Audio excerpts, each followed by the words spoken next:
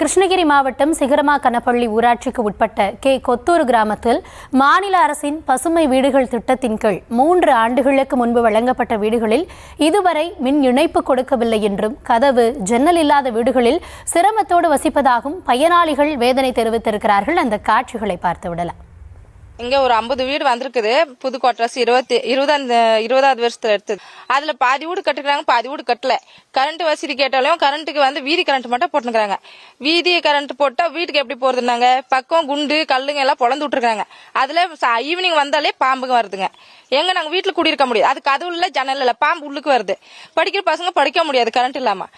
விளக்கு வச்சுதான் நாங்க இருக்கிறோங்க. அதுலயும் பாதி பேருக்கு நாங்க வீட்டுக்கே வரல. கரண்ட் இல்லாம எப்படி வர்றது? வீடோ ரெடி பண்ணல, கதவு ஜண்டை எதுவுமே போடாம எப்படி நாங்க குடியிருக்க முடியும்? அதனால பயப்பட்டு நாங்க குடிசல் போட்டு பக்கம் தான் இருக்கிறோங்க. எவ்வளவு சொன்னாலும் கவர்மெண்ட்டுக்காரர் கண்டுக்காம இருக்கிறாங்க. விவரங்களோட செய்தியாளர் பிரதீப் இணைந்திருக்கிறார்.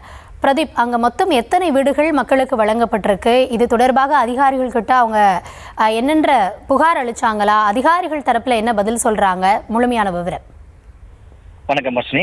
கிருஷ்ணகிரி மாவட்டம் சிகரமாக்கனப்பள்ளி அடுத்த சிகரமாக்கனப்பள்ளி ஊராட்சிக்கு உட்பட்ட கொத்தூர் கிராமத்தில் 50க்கும் மேற்பட்ட இருளர் இனத்தைச் சேர்ந்த பழங்குடியின மக்கள் வசித்து வருகின்றனர். பல ஆண்டுகளாக இந்த பகுதியில் வசித்து வரும் அவர்களுக்கு பழமையான வீடுகள் கட்டுக் கொடுக்கப்பட்ட நிலையில் அது முழுவதும் சேதமடைந்து இடிந்து விழுந்த நிலையில் குடிசைகளில் வாழ்ந்து வந்தனர்.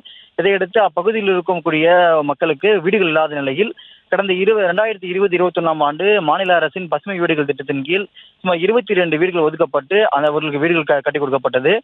2021 ஆண்டு கட்டிக் கொடுக்கப்பட்ட வீடுகள் 3 ஆண்டுகள் கழித்து தாமதமாகவே அவர்களுக்கு ஒப்படைக்கப்பட்டன.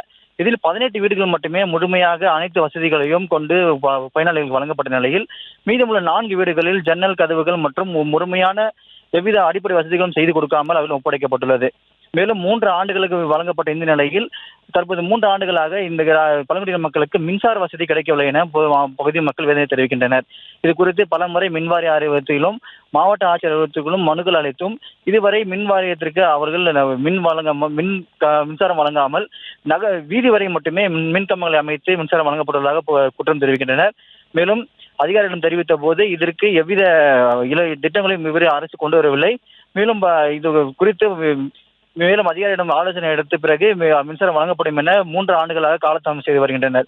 இதனால் அப்பகுதி பொதுமக்கள் இரவு நேரங்களில் வெளியே வர முடியாமல் 6 மணிக்கு மேல் வீட்டிலேயே முடங்கியுள்ளதாகவும் இப்பகுதியில் படிக்கும் மாணவ மாணவிகள் மற்றும் கல்லூரி செல்லும் மாணவிகள் படிக்க முடியாத சூழல் ஏற்பட்டுள்ளதாகவும் 3 ஆண்டுகளாக இரவில் சிறிதளவு கூட வெளிச்சம் இல்லாமல் மெழுகுவத்தி மற்றும் மின்சார சோலார் விளக்குகளை பயன்படுத்தி வருவதாகவும் அப்பகுதி மக்கள் தெரிவிக்கின்றனர்.